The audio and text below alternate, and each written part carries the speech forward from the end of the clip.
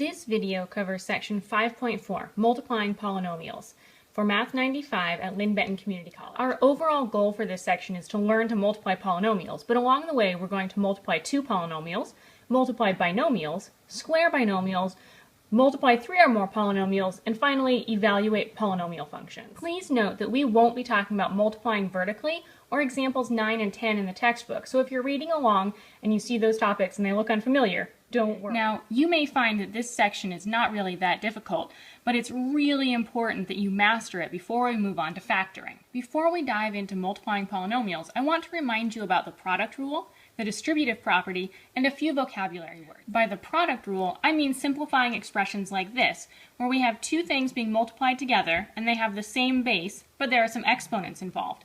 Remember that when you're multiplying together two things of the same base, you add the exponents. So this becomes x to the 8th.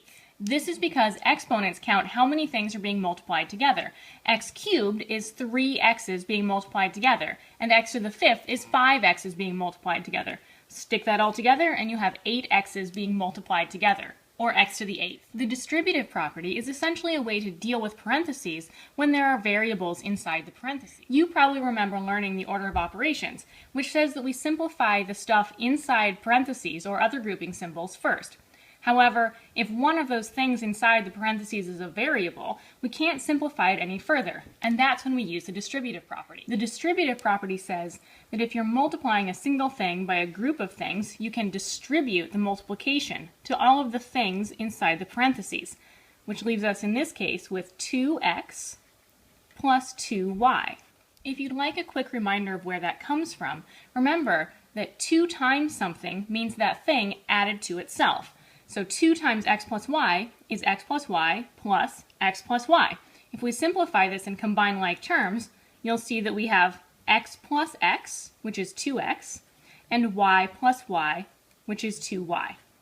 Finally, I'd like you to remember the meanings of the words monomial, binomial, and polynomial. A monomial has one term, while a binomial has 2 terms, and a polynomial can have any number of terms. For instance, a monomial could be something like 3x squared. There's only one term there. A binomial might be something like 3x squared plus 4. There are 2 terms here. A polynomial is a monomial, a binomial, a trinomial, and so on. Any number of terms being added together. So something like 3x squared, or 3x squared plus 4, or 3x squared plus 4 plus 7x. Any of those would be polynomials. Now we're going to move on to the heart of this section, multiplying polynomials. We'll start with multiplying two polynomials. We're going to need both the product rule and the distributive property to multiply these polynomials. I have 2 examples to start with. In this first example, we're really multiplying two monomials, two things that have only one term. And this should look awfully familiar. If I have 3y squared multiplied by 4y to the 5th, that's the same as 3 times 4 times y squared times y to the 5th. Since everything is multiplication, the order doesn't matter. So this simplifies to be 12 y to the 7th. Notice that we used the product rule to combine those two y things. In my second example, we'll need to use the distributive property. I have this monomial, 3x, being multiplied by this binomial, 4x minus 2. So I will distribute the 3x to both pieces here. That gives me 3x multiplied by 4x and 3x multiplied by negative 2. Now that I've distributed the 3x, I'll continue to simplify each term.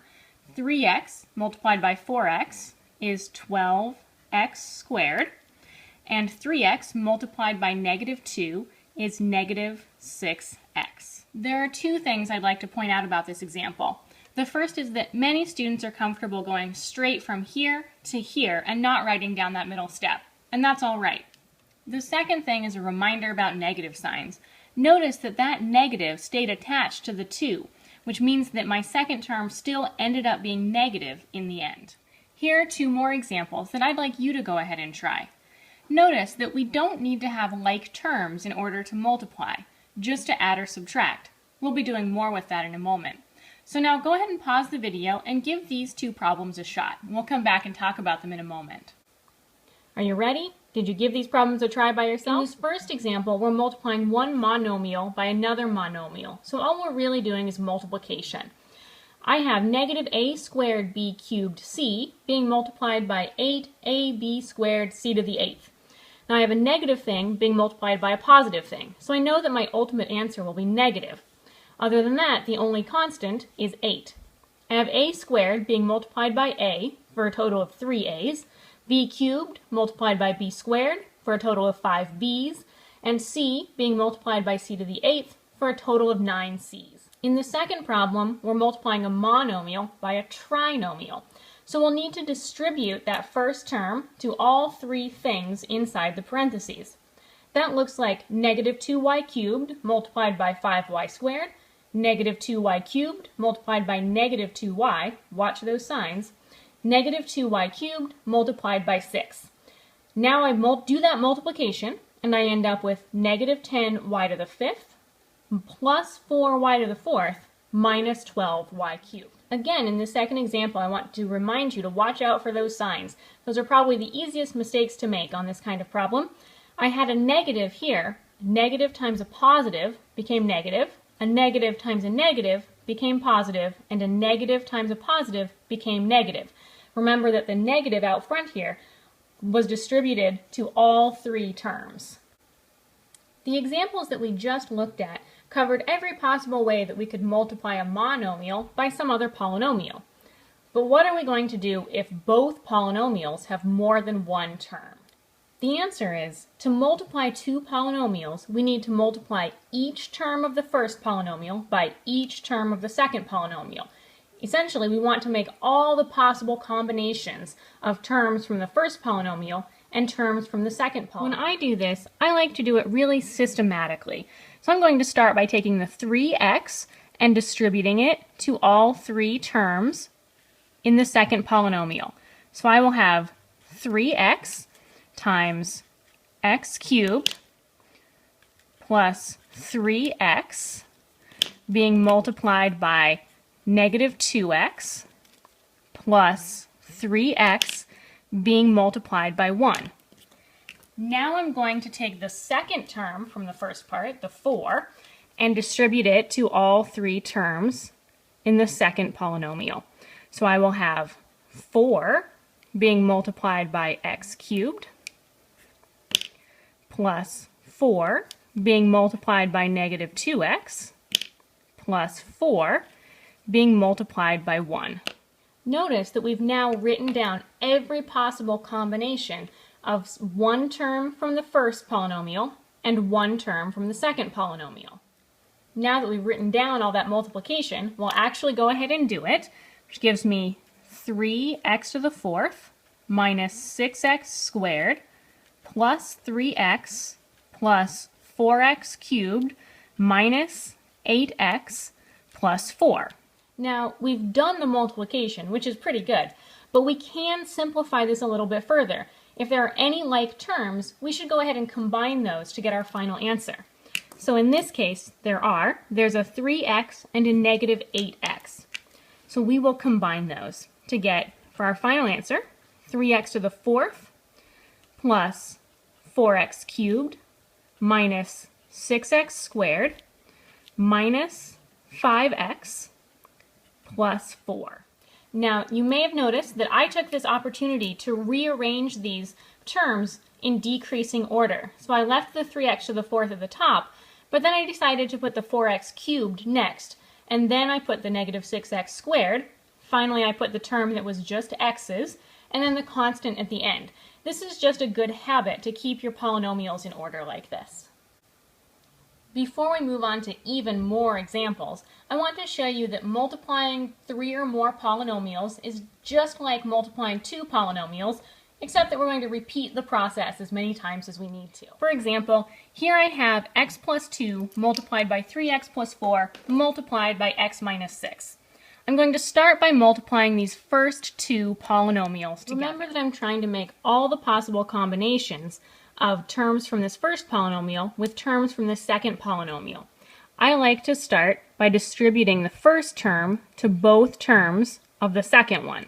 I have x multiplied by 3x plus x multiplied by -4.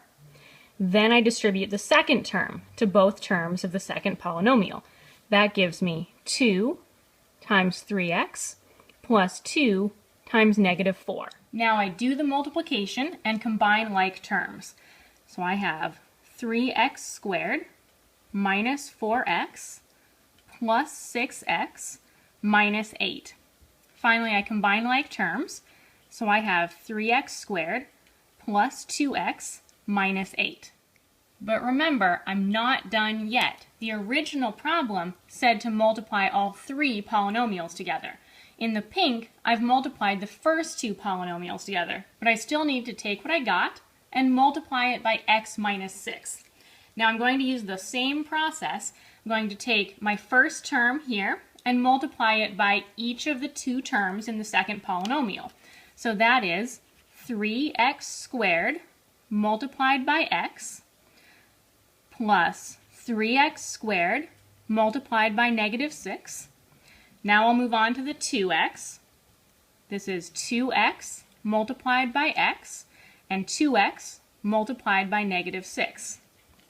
And finally, I'll move on to my third term, -8 multiplied by x and -8 multiplied by -6.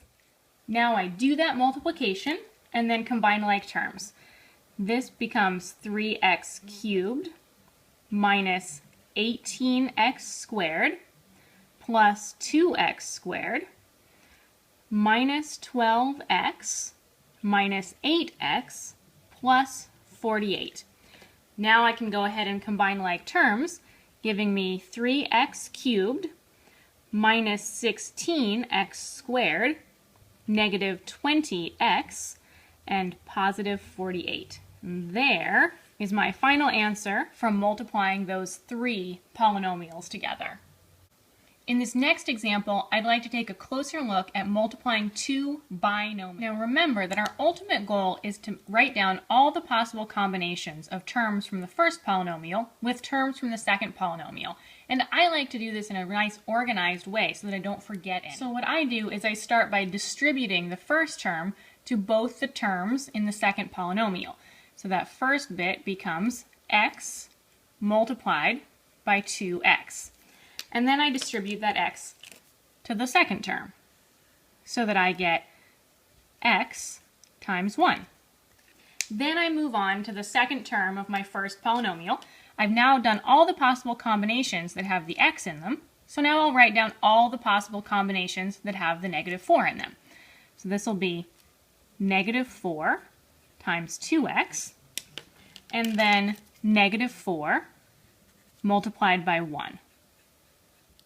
Once we've written it down, we go ahead and do that multiplication. 2x squared plus x minus 8x minus 4, and then we combine like terms to get our final answer. The only two like terms here are the x and the -8x, so that leaves me with 2x squared minus 7x minus 4 as my final answer. Now, it turns out that multiplying binomials is something you're going to do a lot, both in this class and in future math classes. So, over the years, we've come up with a handy way to remember all the possible pairs when multiplying binomials. We call it FOIL. It stands for first, outside, inside, last. Then you combine your like terms to get your final answer. Let me show you how that works in an example. First means I multiply the two first terms together. So that's x multiplied by x, which is x squared. Outside means that I multiply the two outside terms together. This one's on the outside, and this one's also on the outside. So I end up with 5x from that multiplication. Inside refers to the two inside terms, the two that are closest together, -6 times x.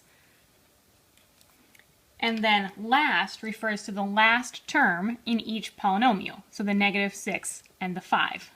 We'll go ahead and multiply those together to get negative 30. And then the last thing we do is always see if there are any like terms to be combined to write down our final answer. So I will have x squared, but the 5x and the negative 6x combine to be negative x, and then I've got a negative 30. So there's my final answer for that multiplication. Let's look at one more example before you try a couple on your own. In this example, I have 2x plus 3 being multiplied by 4x minus y. So I start by multiplying my first terms together. That means the two terms that are the first in each polynomial. So 2x and 4x multiplied together is 8x squared. Then I multiply my outside terms. So those are the terms that are the most towards the outside of the whole expression. 2x and negative y in this case. 2x times negative y is negative 2xy. There's nothing else we can combine there. Then I multiply my inside terms, which is the 3 and the 4x in this case. 3 times 4x is 12x. And then finally I multiply my last terms, 3 and negative y, to get negative 3y. Then I stand back, look at my polynomial, see if there are any like terms to be combined, and there are not. So I just put a box around it, and there's my final answer.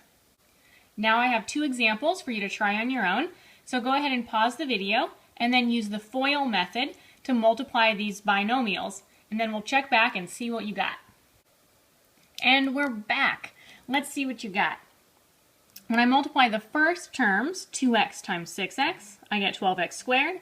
My outside terms are 2x and negative 1, giving me negative 2x. My inside terms are 5 and 6x, giving me 30x. And my last terms are 5 and negative 1, giving me negative 5.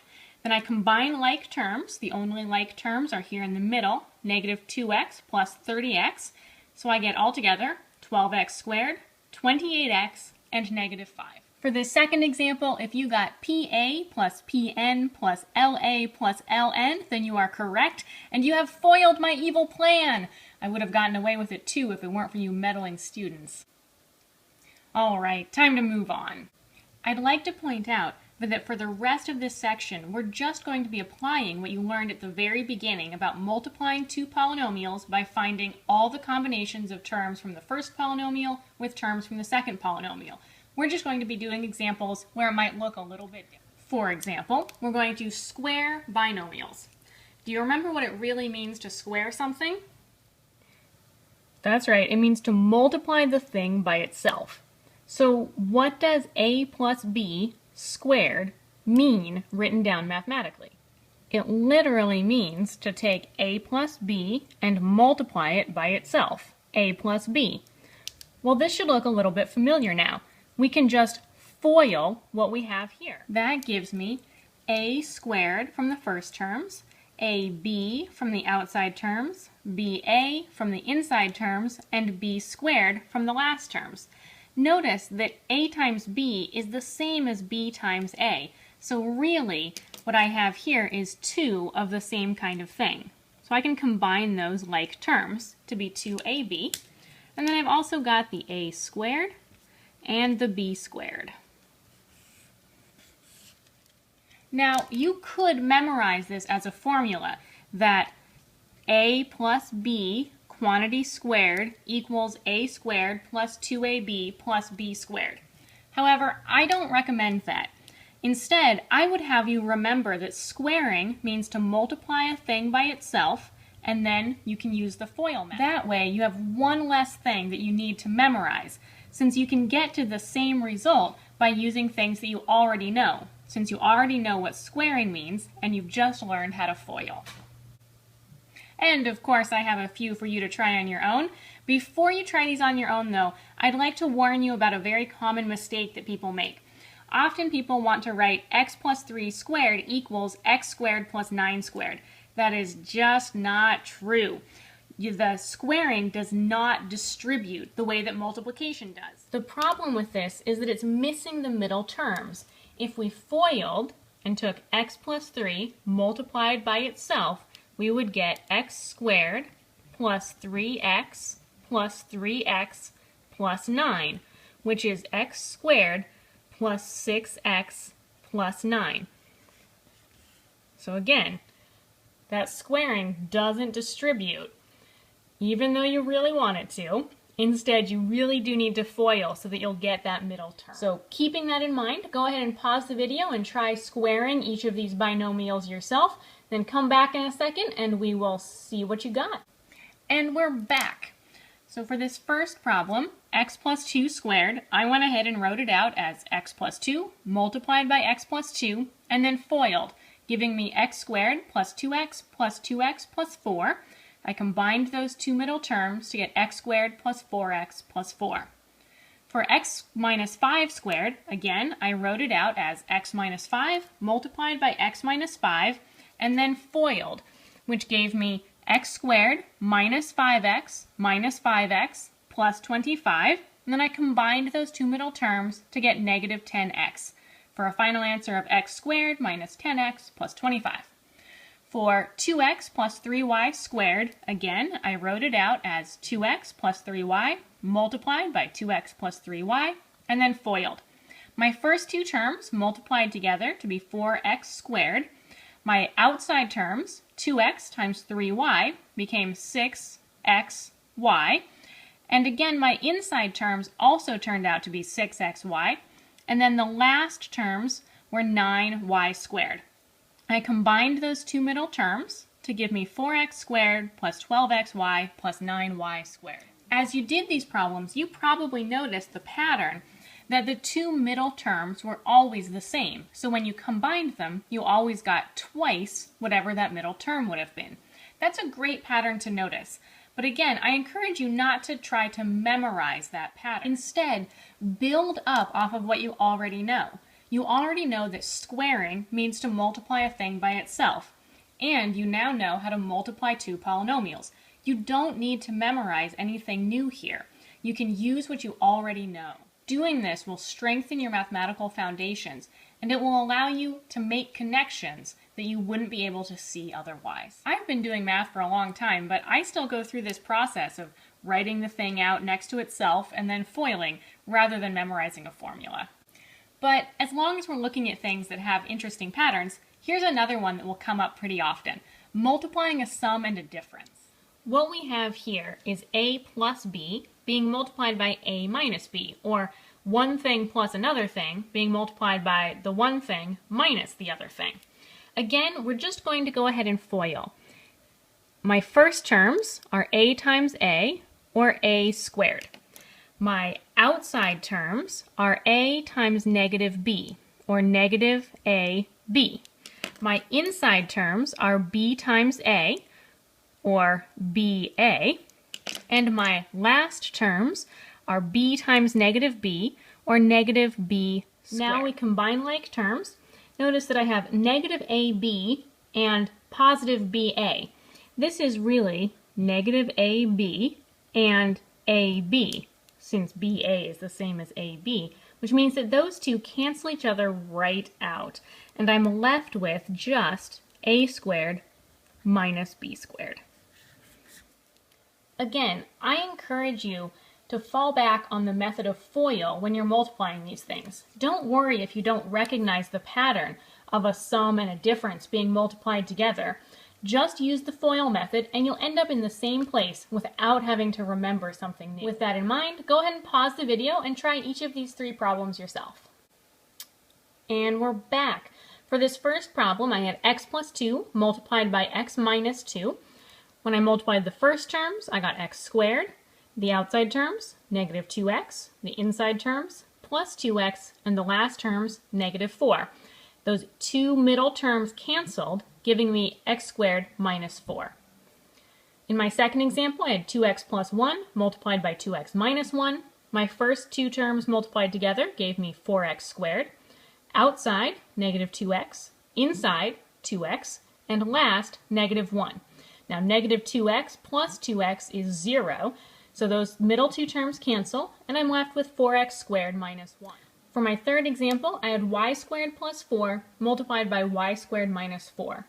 My first two terms multiplied together are y squared multiplied by y squared, which is y to the fourth. My last terms multiplied together were negative 4y squared, inside was positive 4y squared, and last was negative 16. Now the negative 4y squared plus 4y squared is just 0, so those two cancel out and you're left with y squared minus 16. You probably noticed this pattern where the two middle terms were always the same but with opposite signs, so that they canceled out. That'll always happen when you're multiplying a sum and a difference together. Again though, I encourage you not to try to memorize that pattern. Don't worry about needing to recognize when you have a sum and a difference. Just use the FOIL method and sometimes your two middle terms will cancel out.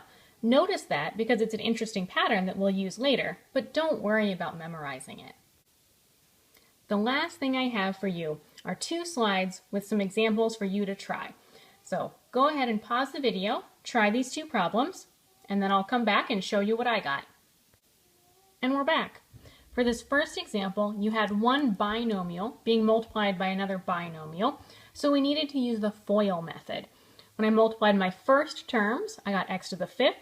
When I multiplied my outside terms, I got negative 7x. Multiplied my inside terms to get 10x, and my last terms to get negative 14. Finally, I combine like terms to get my final answer. Negative 7x plus 10x is 3x, and the other two didn't have any like terms to combine with, leaving me 5x squared plus 3x minus 14 as my final answer. My second example was a monomial being multiplied by a trinomial.